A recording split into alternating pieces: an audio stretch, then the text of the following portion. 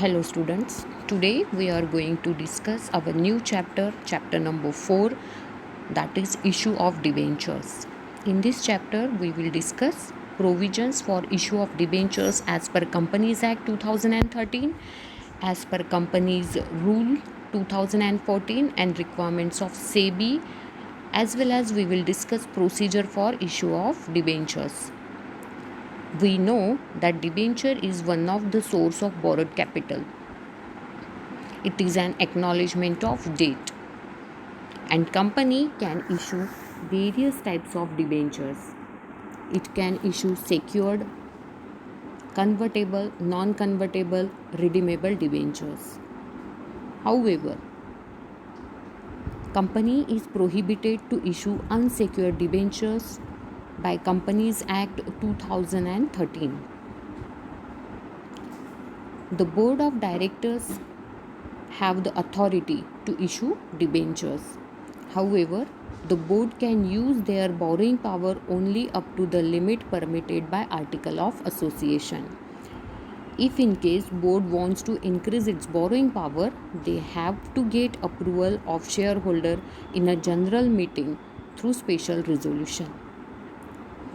Debenture issue करने की final authority board of directors के पास में होती है और उनको ये अपनी जो बोरोइंग पावर है वो आर्टिकल ऑफ एसोसिएशन में जो लिमिट परमिट की है उस लिमिट तक ही board of directors debenture issue कर सकते हैं, लेकिन अपनी बोरोइंग पावर को बोर्ड ऑफ डायरेक्टर्स इंक्रीज़ कर सकते हैं। उसके लिए उनको शेयर होल्डर का अप्रूवल लगेगा स्पेशल रिजोल्यूशन के साथ में। तो आइए अब देखते हैं हम provisions for issue of debentures as per companies act 2013। Following are some of the provisions of the act which a company has to comply while issuing debentures. अभी हम जो प्रोविजंस देख रहे हैं वो कंपनीज एक्ट 2013 में दी हुई प्रोविजंस है जो शेयर इशू करने के पहले कंपनी ने फुलफिल करनी चाहिए। First one is no voting right. A company can not issue debentures with voting right. Debenture holders are the creditors of the company and so they do not have any voting right except in the matters affecting them. Company voting rights के साथ वाले debentures issue नहीं कर सकती है। So debenture without voting rights ही होते हैं। डिबेंचर होल्डर्स ये कंपनी के क्रेडिटर्स होते हैं और इसलिए उनको नॉर्मल वोटिंग राइट जो कि इक्विटी शेयर होल्डर वालों को होते हैं वैसे नॉर्मल वोटिंग राइट नहीं रहता। Debenture holders can not participate in the management of the company but they can exercise or they have given voting rights in the matters that affecting their interest. उनको voting right उन matters में रहता है जिन matters के द्वारा उनके rights affect होंगे, influence होंगे, ऐसे मैटर्स में ही उनको वोटिंग राइट दिया जाता है। Next is types of debentures. A company can issue secured, unsecured debentures, fully or partially convertible debentures or non-convertible debentures. To issue convertible debentures, a special resolution has to be passed in general meeting. All debentures are redeemable in nature. Company secured, convertible, non-convertible ऐसे debentures, variety of debentures company issue कर सकते हैं, लेकिन 2013 के companies act के द्वारा अब unsecured debenture issue करना कंपनी के लिए प्रोहिबिट किया गया है। अब कंपनी अनसिक्योर्ड नेचर के डिबेंचर्स इशू नहीं कर सकती बाय कंपनीज एक्ट 2013। अगर कंपनी को कन्वर्टेबल डिबेंचर्स अगर इशू करने हैं तो जनरल मीटिंग में स्पेशल रिजोल्यूशन पास करके ही ये कन्वर्टेबल डिबेंचर्स शेयर होल्डर्स की परमिशन के साथ में ही इशू किए जा सकते हैं। जनरली सारे डिबेंचर्स रिडीमेबल नेचर के होते हैं, means they are payable in the life time of the company. Company अपने लाइफ टाइम में ही इन डिबेंचर्स का पैसा वापस पे कर देती है, इसलिए कहा गया है all debentures are redeemable in nature. Next is payment of interest and redemption. A company shall redeem debentures and pay interest as per the terms and conditions of their issue. Basically, whenever company issues debenture, it is already prefixed. The terms relating to issue of debenture, the terms relating to repayment, interest, rate of interest, and everything is prefixed. So company has to act accordingly. इसका मतलब कि company जब कभी अपने debentures issue करती है तो issue करने के टाइम पे ही रेट ऑफ इंटरेस्ट फिक्स हो जाता है। कंपनी कब रिपेमेंट करेगी डिबेंचर का पैसा वो सब लिखा रहता है। इसकी मैच्योरिटी डेट क्या रहती है वो सब पहले से ही प्री फिक्स रहता है। तो कंपनी को उस हिसाब से ही रेट ऑफ इंटरेस्ट देना होगा और उस दिन जो डेट मेंशन की है मैच्योरिटी की उस दिन के हिसाब से ही कंपनी को डिबेंचर का पैसा रिपे करना होगा। Next is debenture certificate. Company has to issue debenture certificate to debenture holders within 6 months of allotment of debentures. जिस समय कंपनी अपने डिबेंचर होल्डर्स को डिबेंचर अलॉट करती है उस दिन से लेके विदिन 6 मंथ्स कंपनी को अपने डिबेंचर होल्डर्स को डिबेंचर सर्टिफिकेट इशू करना ज़रूरी है। So there is a period of 6 months. 6 months के अंदर डिबेंचर सर्टिफिकेट इशू किया जाता है कंपनी द्वारा। Next is create debenture redemption reserve. Company has to create DRR, debenture redemption reserve account out of the profit of the company available for payment of debentures. Debentures के payment के लिए जो profit available रहता है उस profit में से company को ये DRR अकाउंट ओपन करना होता है। This money can be use only for redemption of debenture और इस अकाउंट का जो पैसा है वो सिर्फ डिबेंचर के रिपेमेंट के लिए रिडम्पशन के लिए ही यूज़ किया जा सकता है। As per companies share capital debenture amendment rules 2019 MCA Ministry of Corporate Affairs has removed debenture redemption reserve requirement for listed companies, NBFCs and housing finance companies. सो 2019 के पहले 2019 में रूल आया अमेंडेड रूल आया उसके पहले सभी को DRR क्रिएट करना कंपलसरी था।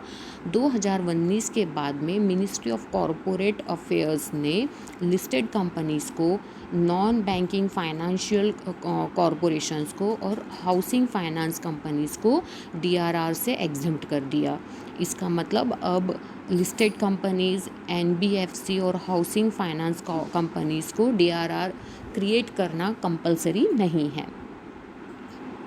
Next is appointment of debenture trustee or we can say appointed debenture trustee. If company issues prospectus or invites more than 500 people, company has to appoint one or more debenture trustee. Debenture trustees protect interest of debenture holders. Company has to appoint trustees by entering into a contract with them called as debenture trust deed.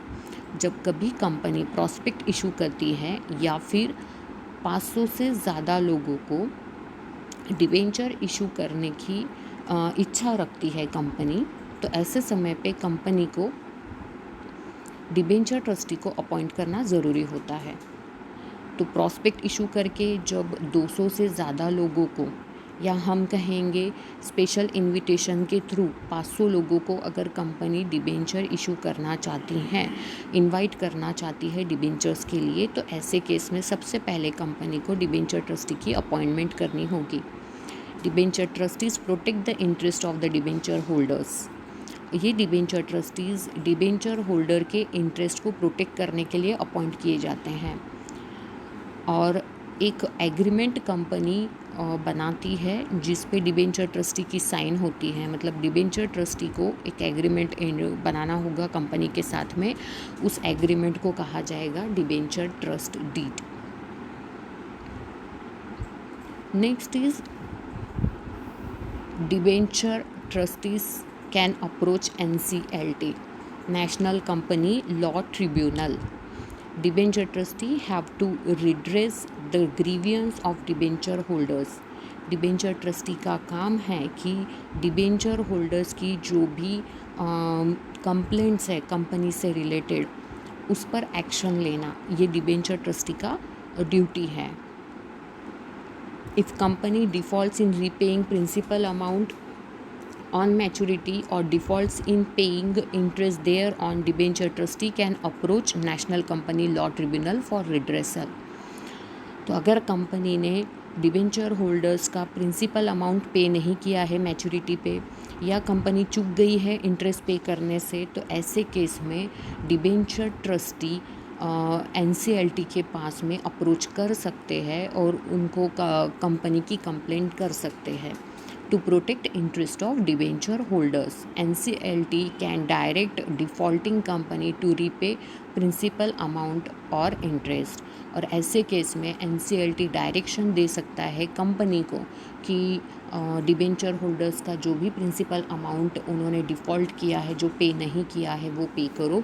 It can also direct to pay interest amount.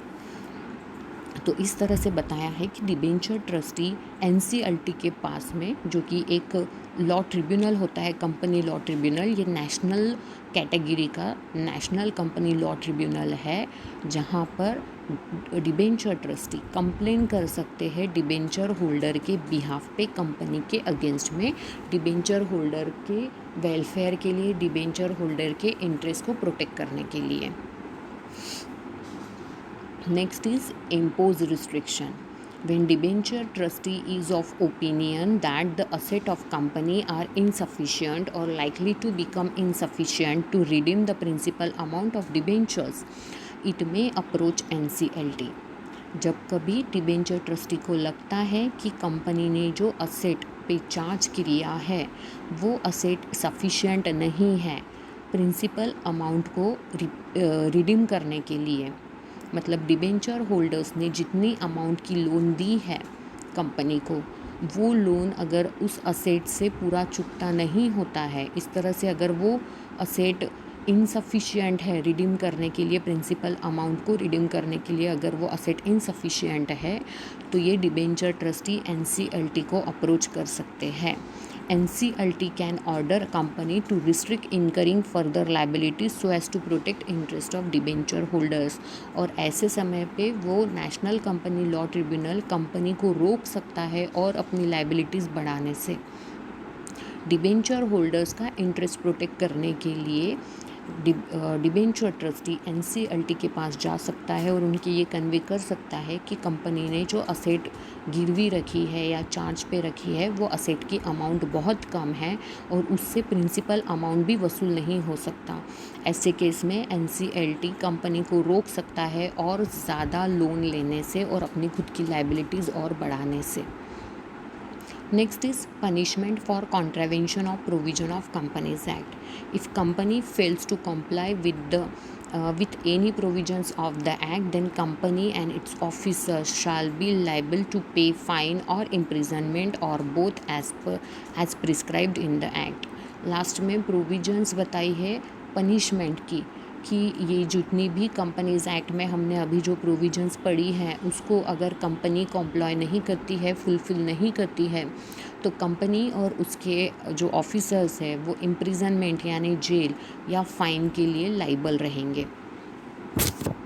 Next is requirement of next is provision as per Companies Share Capital Debenture Rules 2014।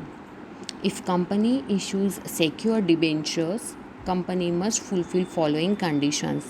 तो 2014 और 2018 के ये जो rules है companies के, ये specially share capital और debenture से रिलेटेड है। और जब कभी कंपनी सिक्योर डिबेंचर इशू करती है तो कंपनी को ये जो कंडीशंस है वो फुलफ़िल करनी होगी, जो कि दी है रूल्स 2014 में। First one is tenure of secure debenture. All secure debentures should be redeemed within 10 years from the date of its issue। Secure debenture का टेन्योर 10 ईयर्स का बताया है, मतलब कंपनी जो सिक्योर डिबेंचर इशू करती है उसको इन सिक्योर डिबेंचर का रीपेमेंट करना होगा 10 ईयर्स के अंदर। Only certain companies like companies engaged in infrastructure project or companies permitted by MCA, central government or RBI can issue debentures beyond a period of 10 years but not exceeding 30 years। So company secure debentures max to max 10 years के लिए issue कर सकती है, उससे ज़्यादा के लिए नहीं। बट कुछ कंपनीज जो इंफ्रास्ट्रक्चर प्रोजेक्ट में डील करती है, जिनको ऐसी कंपनीज जिनको MCA अलाउ करती है या सेंट्रल गवर्नमेंट से जिनको अप्रूवल मिला है, RBI से जिनको अप्रूवल मिला है, ऐसी कंपनीज 30 ईयर्स के लिए सिक्योर डिबेंचर इशू कर सकती हैं। तो सिर्फ ऐसी कंपनीज जिनको सेंट्रल गवर्नमेंट या RBI या MCA से परमिशन मिली है, जो इंफ्रास्ट्रक्चर प्रोजेक्ट में डील करता है, ऐसी ही कंपनीज़ को सिक्योर डिबेंचर 30 ईयर्स के लिए इशू करने की परमिशन है। बाकी कंपनीज़ को 10 ईयर्स का ही सिक्योर डिबेंचर को इशू करने का टाइम पीरियड दिया है। 10 ईयर्स के विदिन 10 ईयर्स उनको सिक्योर डिबेंचर का रीपेमेंट करना होगा, रिडीम करना होगा। Next point is create charge on asset. Company has to create charge on asset of the company और इट्स सब्सिडरी कंपनी और होल्डिंग कंपनी। जब कभी कंपनी सिक्योर डिबेंचर इशू करता है तो कंपनी को अपने असेट पे चार्ज क्रिएट करना होता है। अब वो असेट कंपनी की खुद की हो या उसके सब्सिडरी या होल्डिंग कंपनी की हो, उस असेट पे इसको चार्ज क्रिएट करना होगा। The value of charge should be adequate to cover the entire value of debenture issued and interest to be paid on it. अब ये जो चार्ज होती है असेट, उसकी उस असेट की वैल्यू इतनी होनी चाहिए कि उससे जो टोटल लोन कंपनी ने लिया है डिबेंचर होल्डर से और कंपनी उनको जितना इंटरेस्ट पे करने वाली है, ये दोनों की टोटल अमाउंट उस असेट की वैल्यू से कवर होना चाहिए। मतलब असेट की वैल्यू ज़्यादा होना चाहिए और कंपनी ने थोड़ा कम लोन लिया तो भी चलेगा, बट लोन की अमाउंट ज़्यादा, इंटरेस्ट की अमाउंट ज़्यादा और असेट की वैल्यू कम, ऐसा नहीं चलेगा। If a government company issues secure debentures which has central or state government's guarantee, then it need not create any charge on its asset. अगर गवर्नमेंट कंपनी है और अगर वो सिक्योर डिबेंचर इशू करती है और उस सिक्योर डिबेंचर इशू करने के पीछे स्टेट या सेंट्रल गवर्नमेंट की गारंटी है, तो ऐसे केस में इस गवर्नमेंट कंपनी को असेट पे चार्ज क्रिएट करने की ज़रूरत नहीं रहेगी। अदरवाइज़ बाकी सभी कंपनीज़ को सिक्योर डिबेंचर इशू करने के लिए असेट पे चार्ज क्रिएट करना ज़रूरी है और असेट की वैल्यू इतनी होनी चाहिए कि उससे डिबेंचर की सारी प्रिंसिपल अमाउंट और इंटरेस्ट अमाउंट कवर हो। Next point is appointment of debenture trustee. Before issuing prospectus और offer letter, the company has to appoint a debenture trustee. Company has to execute a debenture trust deed either before issuing prospectus or offer letter or within 60 days from the allotment of debentures. The deed contains terms conditions agreed upon by the company and trustees and clearly state the role of debenture trustee. सो बताया है कि prospectus या offer letter issue करने से पहले ही company ने debenture trustee की appointment कर देनी चाहिए। डिबेंचर ट्रस्टीज़ ये वो इंस्टीट्यूशंस है जो सेबी से परमिशन लेके एक सर्विस प्रोवाइड करते हैं और ये डिबेंचर होल्डर्स का इंटरेस्ट प्रोटेक्ट करते हैं। तो कंपनी जो 500 से ज़्यादा लोगों को शेयर इशू कर रही है, उनको कंपलसरी है कि डिबेंचर ट्रस्टी की वो अपॉइंटमेंट कर ले। लेकिन ये अपॉइंटमेंट कब करना है, तो प्रॉस्पेक्टस या ऑफ़र लेटर इशू होने के पहले ही कंपनी ने डिबेंचर ट्रस्टी का अपॉइंटमेंट कर लेना चाहिए। साथ में ही कंपनी ने एक ट्रस्ट डीड बनाना चाहिए जिसमें डिबेंचर ट्रस्टी का रोल क्या है, उन क्या टर्म्स कंडीशंस पे कंपनी डिबेंचर इशू कर रही है, डिबेंचर होल्डर्स के राइट्स क्या है, ये सारा मेंशन रहेगा उस ट्रस्ट डीड में। Next is create debenture redemption reserve. Company has to create debenture redemption reserve account out of profit available for payment of debenture. Company ने DRR क्रिएट करना होगा उस प्रॉफिट में से जो डिबेंचर के पेमेंट के लिए निकाला गया है। Company has to maintain at least 25% of value of its outstanding debenture in debenture redemption reserve account. Company के जितने भी डिबेंचर्स आउटस्टैंडिंग है, उस डिबेंचर की जो आउटस्टैंडिंग वैल्यू है उसका 25% कंपनी ने DRR में मेंटेन करना चाहिए। Next is company has to invest or deposit on or before 30th April each year a sum not less than 15% of amount of its debenture maturing during the year ending 31st March of the next year. Next year में जो debentures mature होने वाले हैं तो उसकी जो maturity amount रहेगी उसका 15% का अमाउंट कंपनी ने इन्वेस्ट करके रखना चाहिए, डिपॉजिट करके रखना चाहिए 30 अप्रैल के पहले हर साल। Money from this account is use for redemption of debentures. और इस तरह से DRR का जो पैसा है ये डिबेंचर के रिडम्पशन के लिए ही कंपनी ने यूज़ करना चाहिए।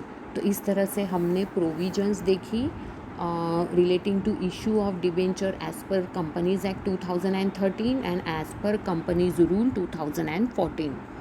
With this we conclude here. Thank you.